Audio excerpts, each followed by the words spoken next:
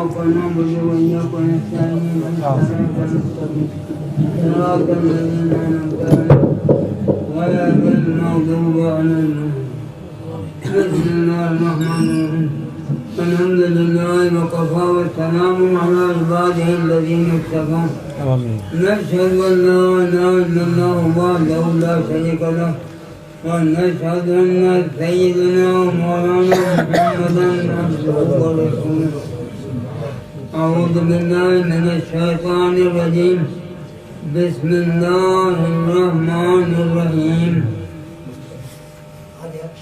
محمد رسول الله صلی اللہ علیہ وسلم. درود پڑھی اللہم صلی علی سیدنا محمد وآلہ وصحبہ وبارک وسلم وسلم. مقام تو محمود ونامت محمد عسى يبعثك ربك مقاما محمودا.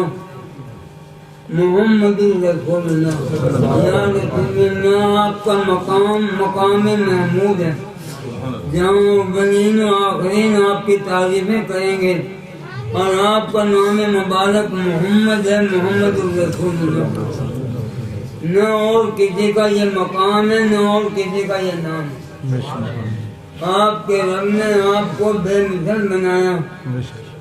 حدیث جبرائیل علیہ السلام ام المومنین عائشہ صدیقہ بیان فرما رہی ہیں نبی اکرم علیہ السلام کی بارگاہ میں جبرائیل علیہ السلام آئے.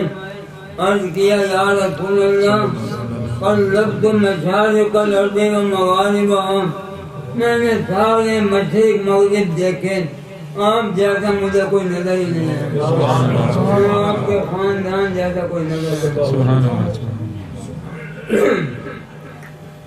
اللہ تعالیٰ نے اپنے حبیب علیہ السلام کو جو مرتبہ مقامات عطا فرمائے ان کا احاطہ کرنا تو درکنار کوئی ان کا کوئی اندازہ ہی نہیں لگا سکتا. اتنی بات مختصر یاد رکھنے کی ہے کہ اللہ تعالیٰ کی بارگاہ میں بڑے سے بڑے مرتبے بڑے سے بڑے درجے جو ممکن ہو سکتے تھے حضور کو عطا ہو. بڑے سے بڑے انعامات بڑے سے بڑی نعمتیں حضور کو اللہ نے عطا فرما دی. اللہ تعالیٰ نے حضور کی تعظیم و تکریم کا خاص اہتمام فرمایا. جو آدمی قرآن مجید کو غور سے پڑھے گا وہ دیکھے گا کہ کتنی عظیم شان ہے.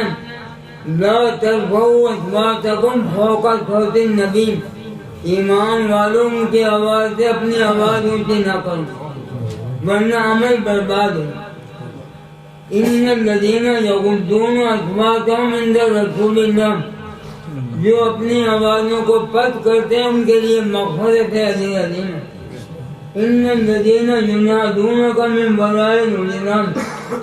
وہ حبیب کریم علیہ السلام آرام فرما رہے ہیں.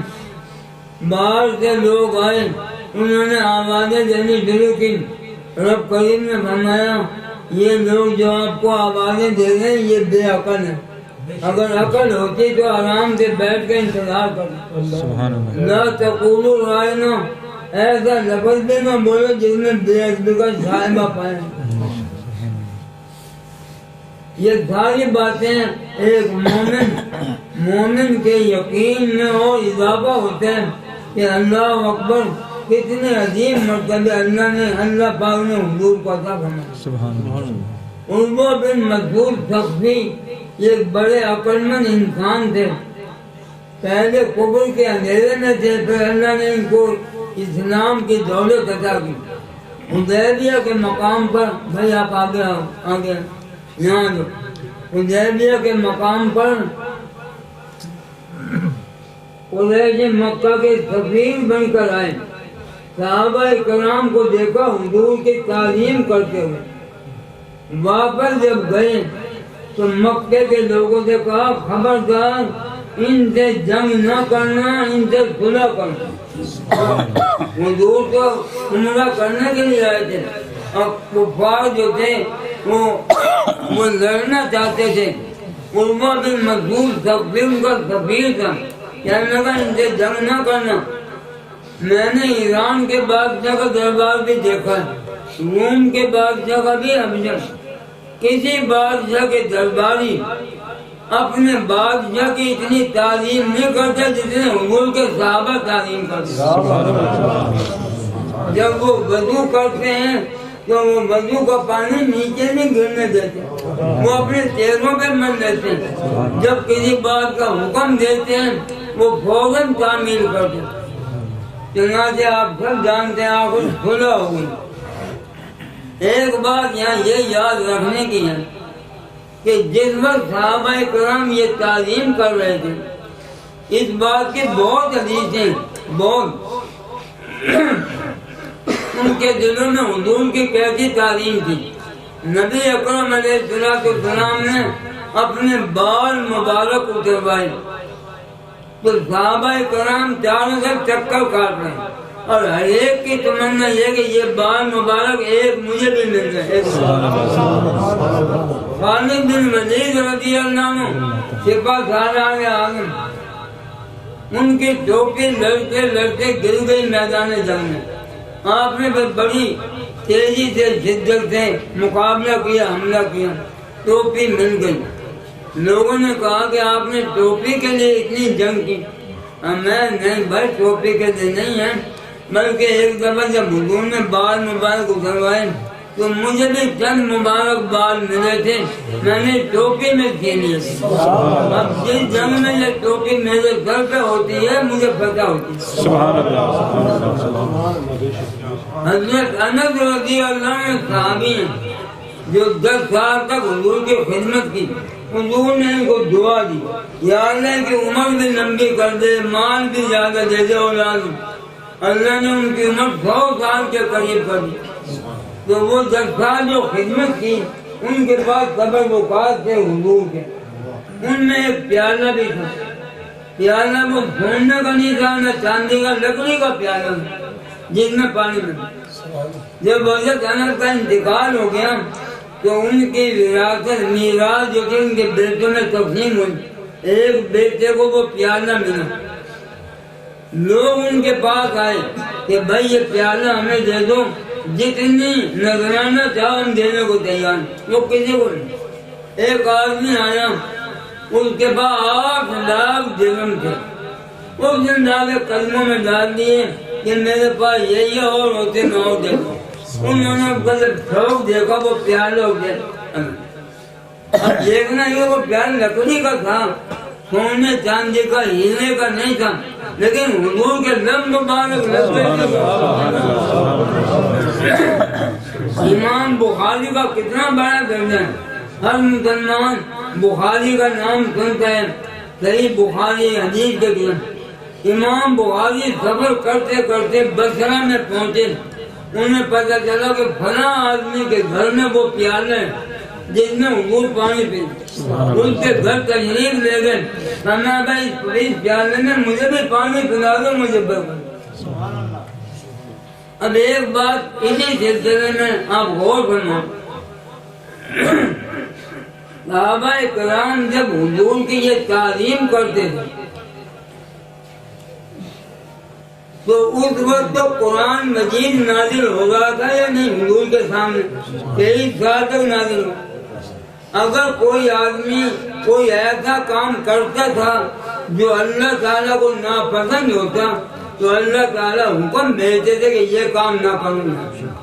تو جب صحابہ کرام حضور کے وضو کا پانی لے رہے ہیں یا اللہ کی تعظیم کر رہے ہیں، بالوں کی تعظیم، اللہ پاک جانتا تھا، دیکھتا تھا، قرآن مجید نازل ہو رہا تھا۔ اگر اللہ پاک کو یہ کام پسند نہ ہوتے تو آیتیں آ جاتی کہ اے صحابہ یہ کام نہ کرو، لیکن یہ آیتیں نہیں، بلکہ حکم یہی آیا بس تو دیرو بس تو اللہم صلی اللہ سیدنا محمد وعلیہ وسلم۔ اللہ تعالیٰ کو یہی پسند ہے کہ اس کے حبیب صلی اللہ علیہ وسلم کی تعظیم کی جائے، اس لیے کہ رسول اللہ تعالیٰ کے نائب اعظم بن کر دنیا میں تشریف لاتے ہیں، احکام الہی کو نافذ فرماتے ہیں۔ تو رب تعالیٰ نے حکم دیا کہ یہی دیا کہ رسول اللہ کی تعلیم پر ان کے مبارک نام کو کلمہ طیبہ میں لکھا، ان کا نام اذان کے اندر رکھا، نمازوں میں سلام کرنا لازم قرار دی۔ حضور کی تعلیم، صحابہ کرام کا عمل، ایک حدیث پاک کا مضمون میں آپ کو سنا کر ضرور شریف پڑھیں۔ اللہم صلی علی سیدنا محمد وآلہ وصحبہ وبارک وسلم۔ نبی اکرم علیہ السلام نے ایک لشکر تیار کیا، اور اس لشکر کے اوپر صحابی جو ان کے سالار تھے، عبداللہ بن رواحہ ان کا نام، ان کو مقرر کیا کہ تم یہ لشکر لے جاؤ اور جا کے کافروں میں جا کے جہاد کرو۔ اتفاق ہے وہ جمعے کا دن تھا، تو وہ جو عبداللہ بن رواحہ تھے ان کا شوق، انہوں نے کیا کیا کہ لشکر کو صبح سویرے روانہ کر دیا، سارا لشکر، اور خود نہ گئے، خود مدینہ پاک میں رہے۔ لیکن وہ کس نیت سے رہے؟ دیکھو نیت تو کہہ دی اچھی، نیت ان کی یہ تھی کہ اب میں جہاد پہ جا رہا ہوں، کیا پتا میں شہید ہو جاؤں، تو آج جمعے کا دن ہے، اگر میں جمعے کی نماز آج حضور کے پیچھے پڑھ لوں، اور پھر یہ ہے کہ میں بھی تیز گھوڑے پہ جاؤں گا، اپنے لشکر کے ساتھ جا کے مل لوں۔ یہ نیت کوئی بری نہیں تھی، ان کا شوق تھا کہ حضور کے پیچھے نماز پڑھ، حضور یہ جمعہ حضور کے پیچھے میں پڑھنا۔ جب انہوں نے جمعے کی نماز پڑھی اور حضور نے ان کو دیکھا وہ مسجد میں، آپ حضور نے فرمایا کہ تم نے حکم دیا تھا جاؤ جہاد کے لیے، تو تم یہاں وہی اپنے معروضات پیش کیے کہ یا رسول اللہ میرا شوق تھا کہ یہ نماز کیا پتا میری آخری نماز ہے حضور کے پیچھے۔ حضور نے فرمایا ان کی نیت اچھی تھی، لیکن حضور کی جو فرما برداری وہ اس سے بھی زیادہ تھی۔ حضور نے فرمایا اے عبداللہ اگر روئے زمین کی دولت بھی خرچ کرے تو ان کے ثواب کے برابر تجھے درجہ نہیں ملے۔ جو لوگ وہاں چلے گئے ہیں فوج آگے، تجھے ان کے برابر درجہ نہیں ملے گا۔ لو انفقت ما فی الارض جميعا، روئے زمین کی دولت۔ تو اگر مقصود کیا ہے کہ نبی پاک کا حکم مانو، اپنا شوق بھی ماں قربان کرو۔ اللہم صلی علی سیدنا محمد وآلہ وصحبہ وبارک وسلم۔ قرآن مجید نبی اکرم علیہ السلام لائے، حضور کے معجزات بے شمار۔ آپ سب جانتے ہیں کہ پہاڑ بھی سلام کرتے تھے، درخت بھی سلام کرتے تھے، اونٹ اور جانور، حتیٰ کہ شیر اور بھیڑیے بھی کلمہ پڑھتے تھے، چاند اور سورج بھی فرما بردار۔ حضور اکرم علیہ السلام کے معجزات میں قرآن مجید بہت عظیم معجزہ ہے، اس لیے کہ وہ جو محسوسات مادیات، درخت، پہاڑ، چاند، یہ تو مادی چیزیں، قرآن مجید تو حروف اور آواز تھی، وہ قرآن مجید آج تک محفوظ ہے، ایک زیر زبر کا بھی فرق نہیں آیا۔ تو یہ حضور کا عظیم معجزہ ہے، عظیم معجزہ۔ یہاں ایک مسئلہ ہے، میں بیان کروں گا، مسئلہ آپ کو سمجھ آ جائے گا۔ نبی اکرم علیہ السلام پر جب قرآن مجید نازل ہوتا تھا تو حضور کچھ صحابہ کرام مقرر تھے، کبھی کسی کو بلاتے، کبھی کہ ان کو کاتبان وحی کہتے تھے، ان کو فرماتے تو حضور پڑھتے تھے، وہ اونٹ کی ہڈیوں پر لکھ گئے، اونٹ کی چوڑی چوڑی ہڈی یا کھجور کی جھاڑ پر، مختلف چیزوں پر یا کسی جھیل پر، اور حضور فرماتے کہ ان آیتوں کو فلاں جگہ رکھو، ان آیتوں کو فلاں، جو حضور فرماتے ویسا حکم ہوتا۔ یہاں تک کہ جب نبی اکرم علیہ السلام کا وصال مبارک ہوا تو وہ سب قرآن مجید اسی طرح لکھا ہوا تھا، کتابی شکل۔ اگرچہ قرآن مجید بہت صحابی ہیں وہ حافظ ہو گئے تھے۔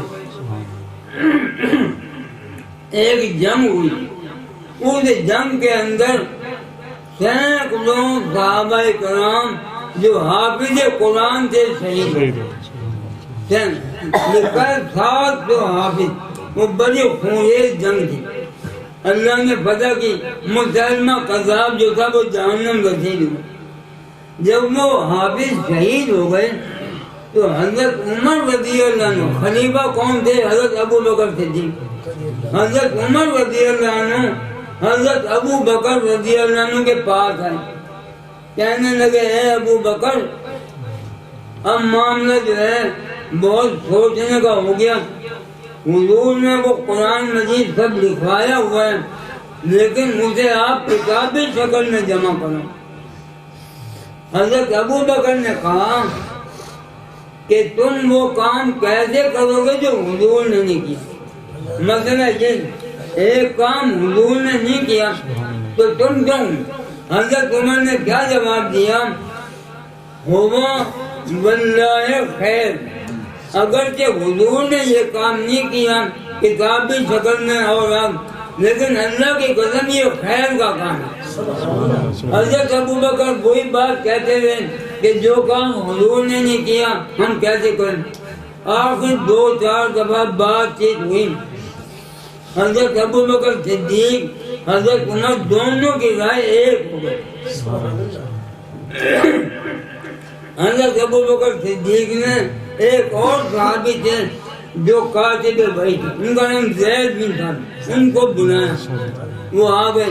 ان کا گھر حضور علیہ السلام کے حجرے مبارک کے نزدیک قاضی، فرمایا اے زید یہ قرآن مجید جمع کر کے کتابی شکل میں نہ، انہوں نے وہی بات کہی۔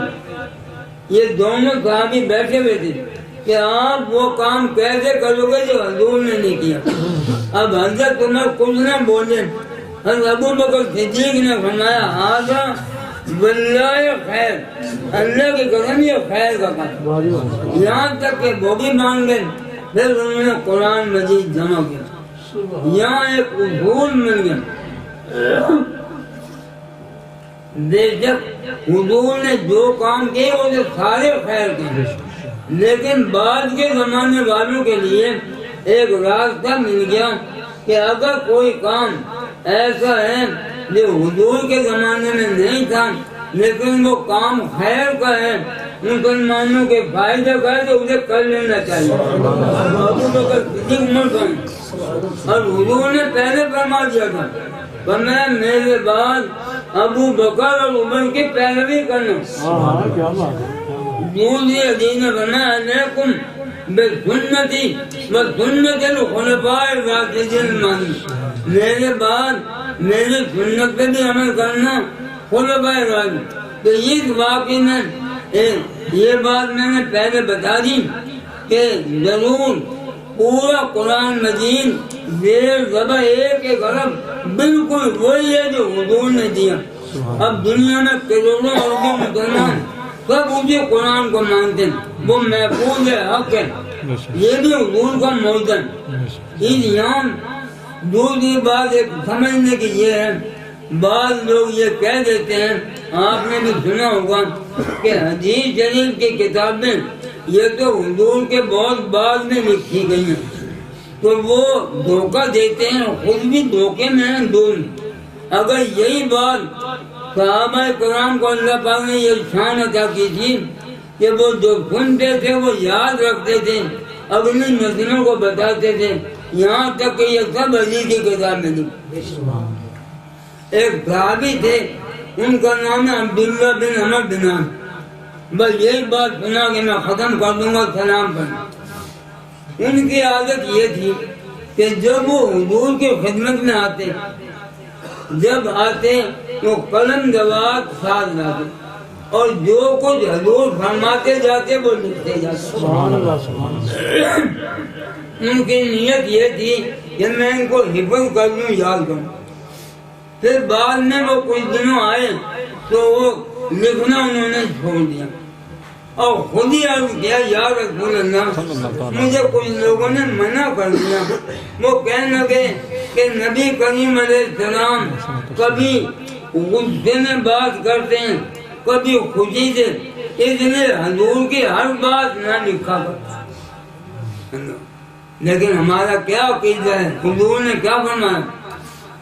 جب انہوں نے یہ کہا حضور نے اپنی انگوٹھ مبارک سے اپنے دان مبارک اشارہ کیا اور فرمایا اکتب اے عبداللہ میری ہر بات لکھ لیا کر.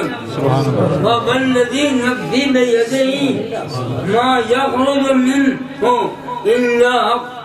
اس ذات کی قسم جس کے قبضہ قدرت میں میری جان ہے، میرے دان مبارک سے حق کے سوا وہ دان جس کی ہر بات وہی خدا چشمہ علم و حکمت سے لاکھوں سلام. حضور کی کا سچ ہونا یہ تو دین کی بنیاد ہے. وآخر دعوانا ان الحمدللہ. سلام پر